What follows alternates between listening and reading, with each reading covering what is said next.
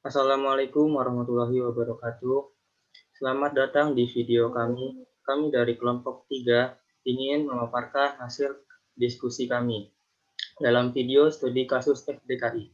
Sebelumnya, izin memperkenalkan diri. Saya Muhammad Fajril Fadi Hermawan dengan NPM 2030400068. Saya Hifdi Yuda Pratama, NPM 2030304171. Saya Leni Setiarini dengan NPM 2030400047. Saya Yusuf Wahyu dengan NPM 20304052. Saya dengan Perdi Supangkat dengan NPM 2030400476. Baik, langsung ke materi. Yang pertama akan dibacakan oleh Yusuf Wahyu. Ya, yang pertama itu kami telah membuat konsep sederhana dari konteks organisasi dan bisnis. Yang pertama ada kriteria buku. Di dalam kriteria buku terdapat judul buku, penerbit buku, penulis buku, dan jenis buku.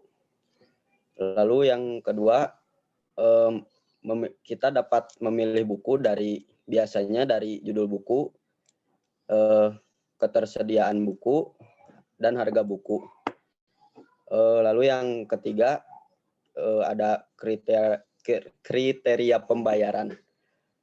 Jika kita sudah yakin dengan buku pilihan kita dapat menambahkannya ke keranjang. Lalu membeli buku yang sudah dipilih tersebut. Keempat, ada pembayaran. Nah, di dalam pembayaran ini ada biasanya terdapat cara-cara pembayaran. Biasanya penjual buku itu menyediakan pembayaran secara transfer maupun lewat bank, menggunakan GoPay dan lain-lain.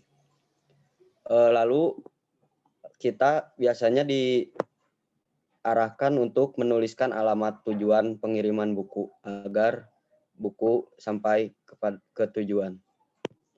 Dan nomor 2. Yang kedua, ada fungsi tampilan. Yang pertama, untuk memudahkan pembeli dalam mencari buku yang akan dibeli. Dan yang kedua, untuk memberikan detail produk buku yang disuguhkan di web.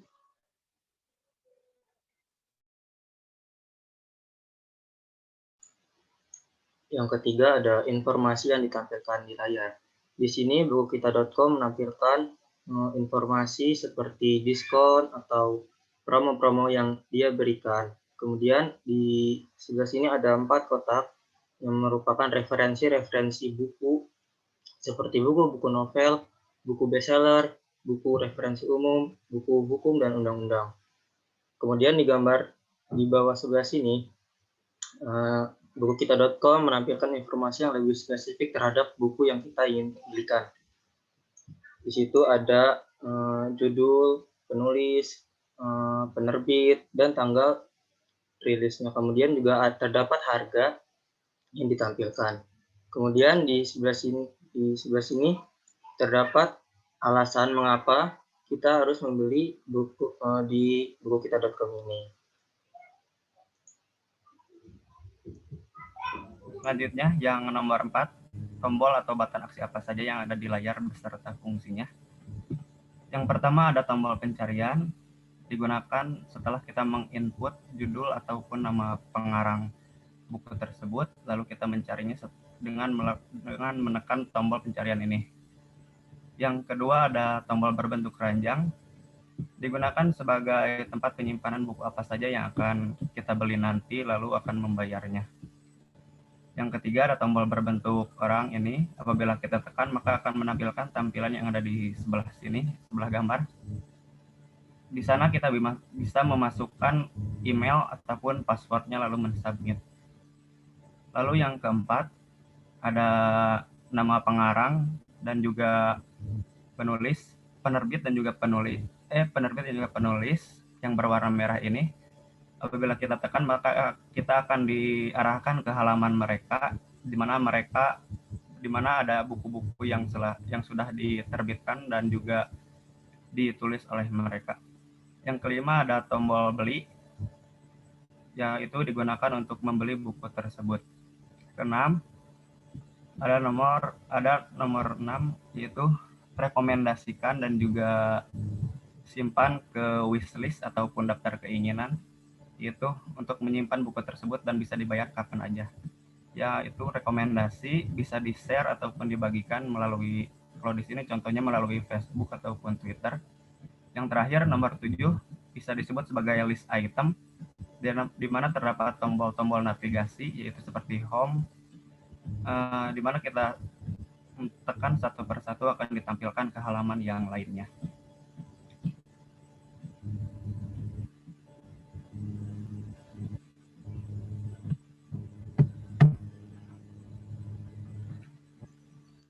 Yang selanjutnya ada 4A, data yang menjadi input. Tampilan ini berfungsi untuk membantu konsumen dalam mencari buku yang ingin dibeli. Tampilan ini termasuk ke dalam input. Jadi apa yang ingin kita cari itu jadi tinggal search aja di situ, ya sudah.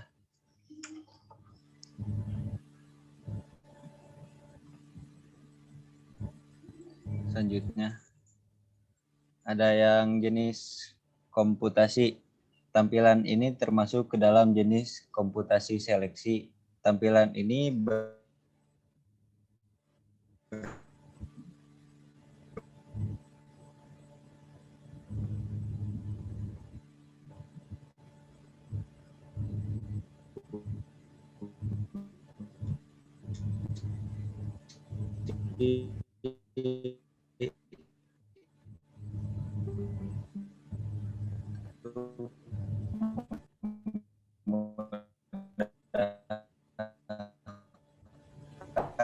konsumen atau info buku dan lain-lainnya.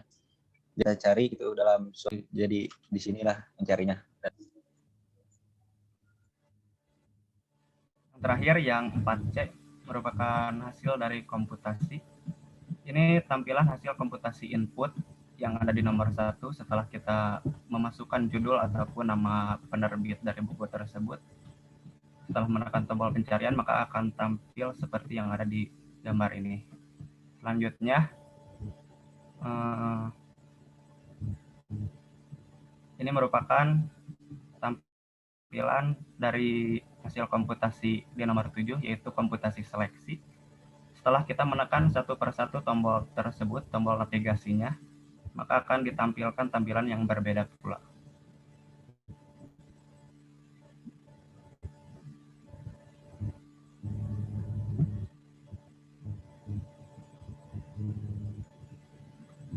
Ya, sekian pemaparan dari kami. Kurang lebihnya mohon maaf. Wassalamualaikum warahmatullahi wabarakatuh.